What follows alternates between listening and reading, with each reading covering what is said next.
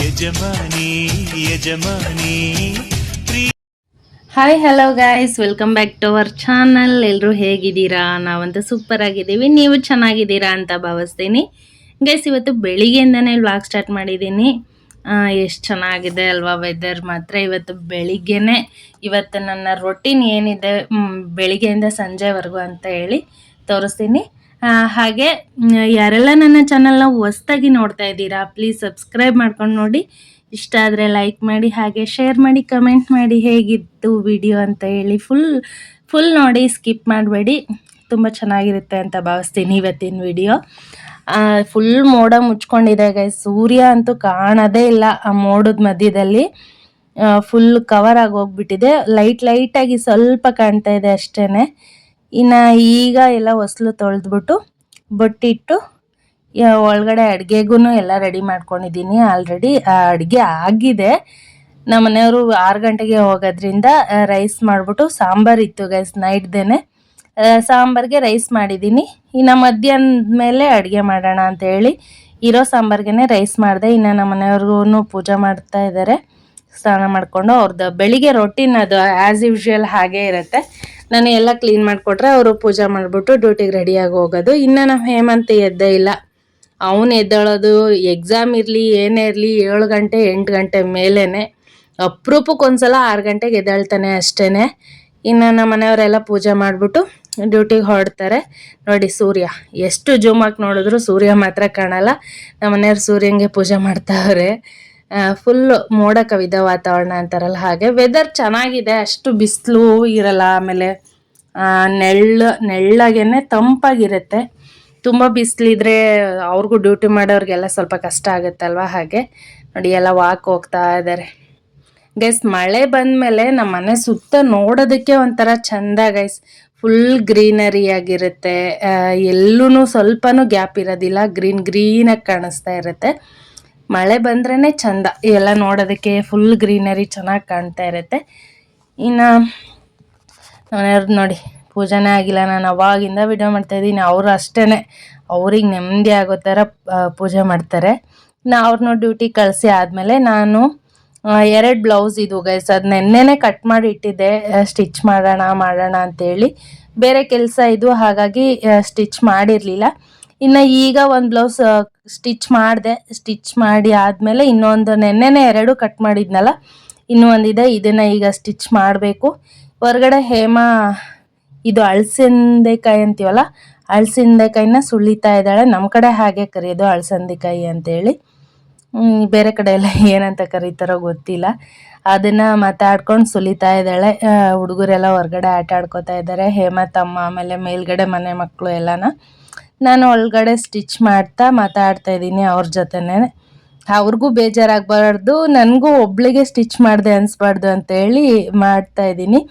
ಇನ್ನು ಗೈಸ್, ಇನ್ನೊಂದು ನಮ್ಮ ಹೇಮಂತ್ ಇವತ್ತು ಗೊತ್ತಿಲ್ಲದೆ ಇರೋ ಮದುವೆಗೆ ಹೋಗಿದ್ದಾನೆ ನೋಡಿ.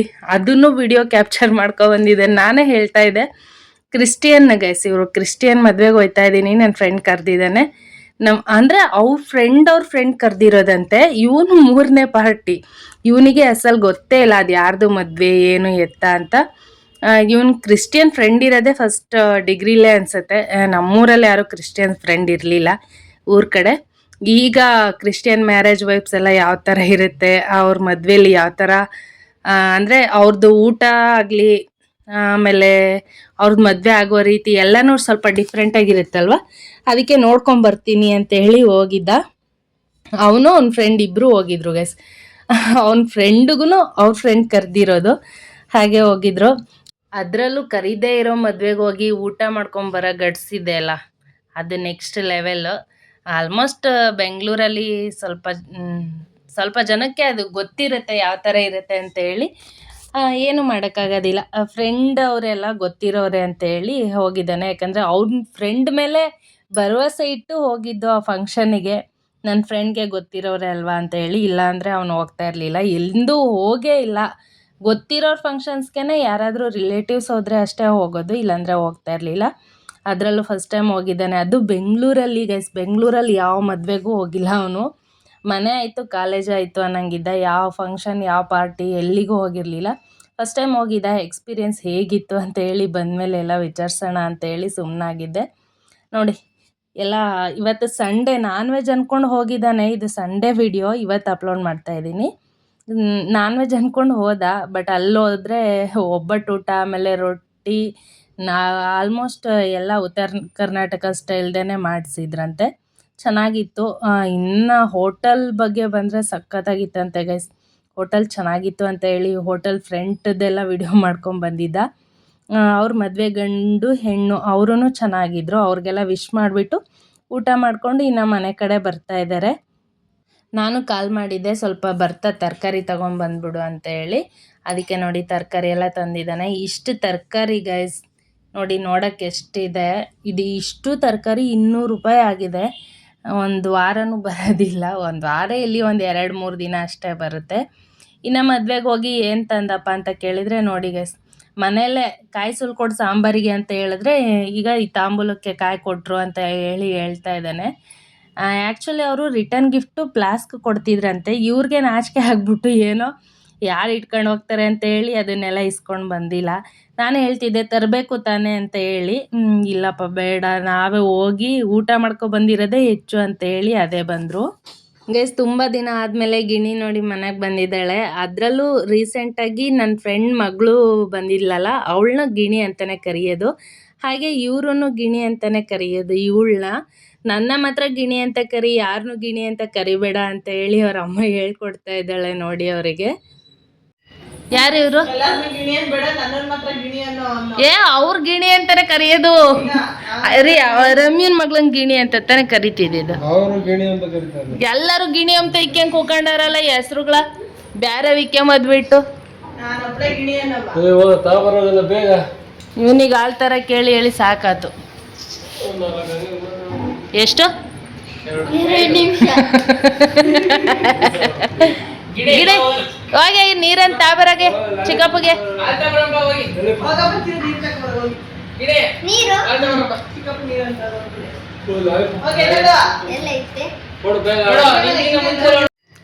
ಗೈಸ್ ಸಮೋಸ ಮಾಡೋಣ ಅಂತ ಹೇಳಿ ಸ್ಟಾರ್ಟ್ ಮಾಡಿದ್ದೀವಿ. ಬೆಳ್ಳುಳ್ಳಿ, ಒಣಮೆಣ್ಸಿನ್ಕಾಯಿ ಮಿಕ್ಸಿಗೆ ಹಾಕ್ತಾ ಇದ್ದೇನೆ. ಇನ್ನೊಂದೆರಡು ಹಾಕ, ಖಾರ ಇರಲಿ. ಹಾಗೆ ಈರುಳ್ಳಿನ ಫ್ರೈ ಮಾಡ್ತಾ ಇದ್ದೀನಿ ಗೈಸ್ ಎಣ್ಣೆಲಿ. ನಾನೇ ಮಾಡಿದೆ. ಎಣ್ಣೆ ಹಾಕಿ ಜೀರಿಗೆ ಹಾಕಿ ಈರುಳ್ಳಿ ಹಾಕಿದ್ದೀನಿ. ಇದನ್ನು ರುಬ್ಕೊಂಡ್ಬಿಟ್ಟು ಇದ್ರಲ್ಲಿ ಹಾಕೊಂಡ್ಬಿಡೋದು ಗೈಸ್. ಸಮೋಸ ಮಾಡೋದಕ್ಕೆ ಫಸ್ಟ್ ಸ್ಟೆಪ್ ಇದು ಗೈಸ್. ಇದನ್ನು ತರ್ತರಿಯಾಗಿ ರುಬ್ಕೊಂಡು ಸ್ವಲ್ಪ ಇದನ್ನೆಲ್ಲ ಫ್ರೈ ಮಾಡ್ಕೊಂಡಿರ್ತೀವಲ್ಲ ಈರುಳ್ಳಿನ, ಅದರೊಳಗೆ ಹಾಕೊತಾ ಇದ್ದೀನಿ. ಬೆಳ್ಳುಳ್ಳಿ ಮತ್ತು ಒಣಮೆಣ್ಸಿನ್ಕಾಯಿ ಅಷ್ಟೇ ರುಬ್ಕೊಂಡಿರೋದು. ಈರುಳ್ಳಿ ಸ್ವಲ್ಪ ಆಯಿಲ್ ಹಾಕ್ಬಿಟ್ಟು ಜೀರಿಗೆ ಹಾಕಿದ್ದೀನಿ ಅದಕ್ಕೆ. ಅದನ್ನು ಫ್ರೈ ಮಾಡಿಕೊಂಡ್ರೆ ಆಯಿತು. ಅದಾದಮೇಲೆ ಇನ್ನೂ ಏನಾದರೂ ಆ್ಯಡ್ ಮಾಡ್ಕೋಬೇಕು, ಸ್ಪೈಸಿಯಾಗಿರಬೇಕು ಅಂದರೆ ಮಸಾಲೆಗಳೆಲ್ಲ ಆ್ಯಡ್ ಮಾಡ್ಕೋಬೇಕು. ಮಸಾಲೆ ಅಂದರೆ ಏನಿಲ್ಲ ಗೈಸ್, ನಾನೇನು ಎಕ್ಸ್ಟ್ರಾ ಹಾಕೋದಿಲ್ಲ. ಸ್ವಲ್ಪ ಇದಕ್ಕಿನ್ನೂ ಸ್ವಲ್ಪ ಆ್ಯಡ್ ಮಾಡ್ತೀನಿ ಖಾರದ ಪುಡಿನ, ಹಾಗೆ ಧನಿಯಾ ಪುಡಿ ಹಾಕಿ ಇನ್ನೊಂದು ಚೂರು ಗರಂ ಮಸಾಲೆ ಅಷ್ಟೇ ಗೈಸ್. ಇನ್ನೇನು ಹಾಕೋದಕ್ಕೆ ಹೋಗಲ್ಲ. ಕಸ್ತೂರಿ ಮೆಂತಿ ಆ್ಯಡ್ ಮಾಡ್ತಾಯಿದ್ದೀನಿ ಗೈಸ್. ಕಸ್ತೂರಿ ಮೆಂತಿ ಇತ್ತು, ಅದಕ್ಕೆ ಅದು ಸ್ವಲ್ಪ ಆ್ಯಡ್ ಮಾಡ್ತಾಯಿದ್ದೀನಿ. ಅದು ಫ್ಲೇವರ್ ಚೆನ್ನಾಗಿರಲಿ ಅಂತ ಹೇಳಿ ಅಷ್ಟೇ. ಕಸ್ತೂರಿ ಮೆಂತಿ ಹಾಕಿ ಚೆನ್ನಾಗಿ ಬೇಯಿಸ್ಕೊಳ್ಳೋದು. ಇನ್ನು ಈ ಕಡೆ ಬಂದು ನಾನು ಸಾಂಬಾರು ಮಾಡೋಣ ಅಂಥೇಳಿ ರೆಡಿ ಮಾಡ್ಕೋತಾ ಇದ್ದೀನಿ.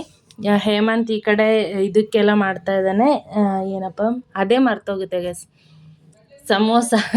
ಸಮೋಸ ಮಾಡೋದಕ್ಕೆ ರೆಡಿ ಮಾಡ್ಕೊತಾ ಇದ್ದೇನೆ. ನಾನು ಸಾಂಬಾರಿಗೆಲ್ಲ ರೆಡಿ ಮಾಡ್ಕೊತಾ ಇದ್ದೀನಿ. ಇನ್ನು ಇವನು ಸ್ವಲ್ಪ ಜಾಸ್ತಿ ಮಾಡು ಸಮೋಸ, ಒಂದು 4-5 ಆಗಲ್ಲ ಅಂತ ಹೇಳಿ ಮತ್ತೆ ಈರುಳ್ಳಿ ಹಚ್ಬಿಟ್ಟ. ಅದಕ್ಕೆ ಅಂತ ಹೇಳಿ ಫ್ರೈ ಮಾಡಿ ಹಾಕಬೇಕು. ಅದಕ್ಕೆ ಎಲ್ಲ ಸ್ವಲ್ಪ ಹಸಿ ಆಗುತ್ತೆ, ಇಲ್ಲಾಂದರೆ ಒಂಥರ ಅದು ಒಂಥರ ಇದು ಒಂಥರ ಇರುತ್ತೆ ಅಂತ ಹೇಳಿ ಅದನ್ನು ಫ್ರೈ ಮಾಡ್ತಾಯಿದ್ದೀನಿ. ಸ್ವಲ್ಪ ಲೈಟಾಗಿ ಫ್ರೈ ಆಗಬೇಕು. ಅದು ಫ್ರೈ ಆದಮೇಲೆ ಅದರೊಳಕ್ಕೆ ಹಾಕ್ಬಿಟ್ಟು ಮಿಕ್ಸ್ ಮಾಡ್ತೀನಿ. ಇನ್ನು ಅಂದರೆ ಸಪ್ರೇಟಾಗಿ ಇನ್ನೇನು ಬೇಯಿಸೋದು, ಸಾಂಬಾರಿಗೆ ಹೆಂಗೂ ಒಗ್ಗರಣೆ ಹಾಕ್ತಿದ್ನಲ್ವ, ಅದರಲ್ಲೇ ಈರುಳ್ಳಿ ಬೇಯಿಸ್ಬಿಟ್ಟು ಹಾಕಿದ್ರೆ ಆಯಿತು ಅಂತ ಹೇಳಿ ಅಷ್ಟೇ. ಉಪ್ಪು ಖಾರ ಎಲ್ಲ ಕರೆಕ್ಟಾಗಿದೆ. ಕ್ವಾಂಟಿಟಿ ಜಾಸ್ತಿ ಆಗಲಿ ಅಂತ ಅಷ್ಟೇ ಈರುಳ್ಳಿ ಇನ್ನೊಂದು ಸ್ವಲ್ಪ ಫ್ರೈ ಮಾಡ್ಕೊಂಡು ಹಾಕಿದ್ದು.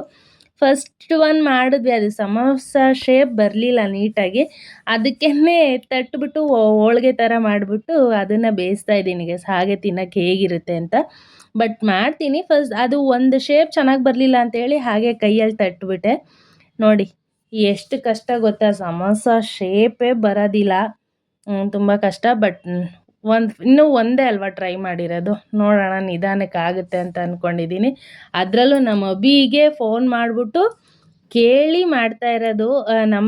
ನಮ್ಮ ಫೋನಲ್ಲಿ ನೆಟ್ ಖಾಲಿ ಆಗಿತ್ತು, ನಮ್ಮ ಮನೆಯವ್ರು ಬರೋವರೆಗೂ ವೆಯ್ಟ್ ಮಾಡೋದು ಇನ್ನೇನಂತ ಅಭಿಗೆ ಫೋನ್ ಮಾಡಿಬಿಟ್ಟು ಅವ್ನು ಯೂಟ್ಯೂಬಲ್ಲಿ ನೋಡಿ ನಮಗೆ ಹೇಳ್ಕೊಡ್ತಾ ಇದ್ದಾನೆ, ನೋಡಿ ಹೇಗೆ ಹೇಳ್ತಾನೆ ಅಂತ. ಹೊಸದೆ ಹೆಂಗೆ ದುಂಡು ಒಸಿಬೇಕಾ ಏನು ಸ್ಕ್ವೇರ್ ಒಸಿಬೇಕಾ?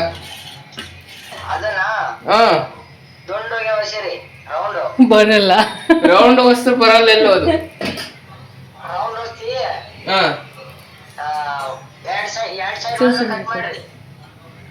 ಎರಡ್ ಸೈಡ್ದು ಸ್ಕ್ವೇರ್ ಆಗ್ತದ. ಸ್ಕ್ವೇರ್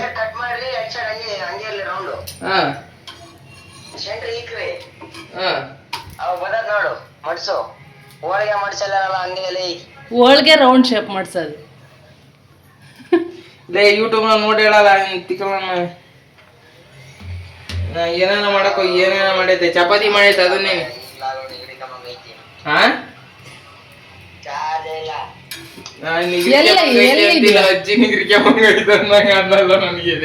ಎಲ್ಲಿದ್ಯಾ?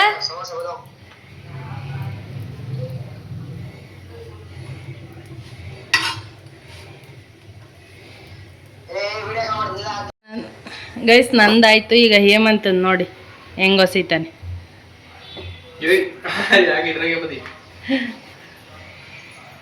ಒಂದು ಪ್ಲೇಟ್ ಮುಚ್ಚಿಬಿಡೋಣ ಗೈಸ್, ನಮ್ಮ ಮನೆಯವ್ರು ಬಂದಮೇಲೆ ಒಂದ್ಸಲ ಯೂಟ್ಯೂಬಲ್ಲಿ ನೋಡಿಕೊಂಡು ಮಾಡ್ತೀನಿ.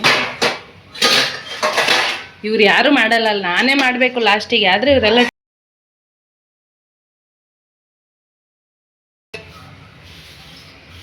ಹಲೋ ಹೊಸ್ತದಪ್ಪ.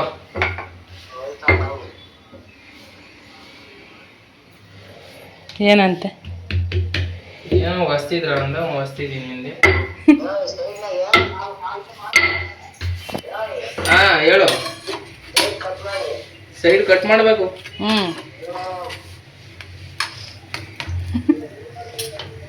ಇರೋ ಒಂದು ನಿಮಿಷ ಅಲ್ಲೇ ಹೊಸಿತಾ ಇದ್ದೀನಿ, ಒಂದು ನಿಮಿಷ.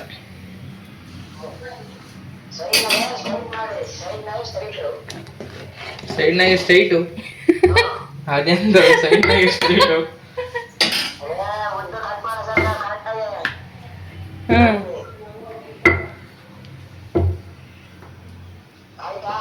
ಇರಲ್ಲ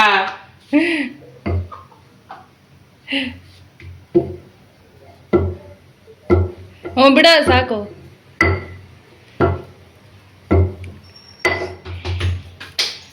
ಅಲ್ಲೈತ್ ನೋಡಿ ಚಾಕು, ಅಷ್ಟವ್ ಆಫ್ ಮಾಡು.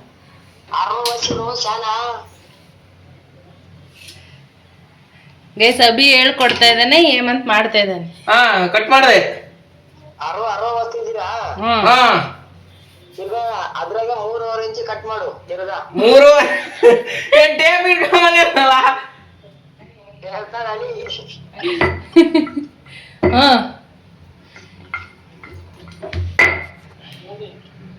ಎಲ್ಲ ಹಂಗೆ ಕಟ್ ಮಾಡ್ತೀಯಲ್ಲ? ಕಟ್ ಮಾಡಿದೆ. ಅದನ್ನ ಇನ್ನೂ ಸ್ವಲ್ಪ ಎಣ್ಣೆ ಆಯ್ತಾ? ಐತಿನ ಅದ್ರನ್ನಾಗ ಇಕ್ಕಿ ಅದನ್ನ ಕಟ್ ಮಾಡು.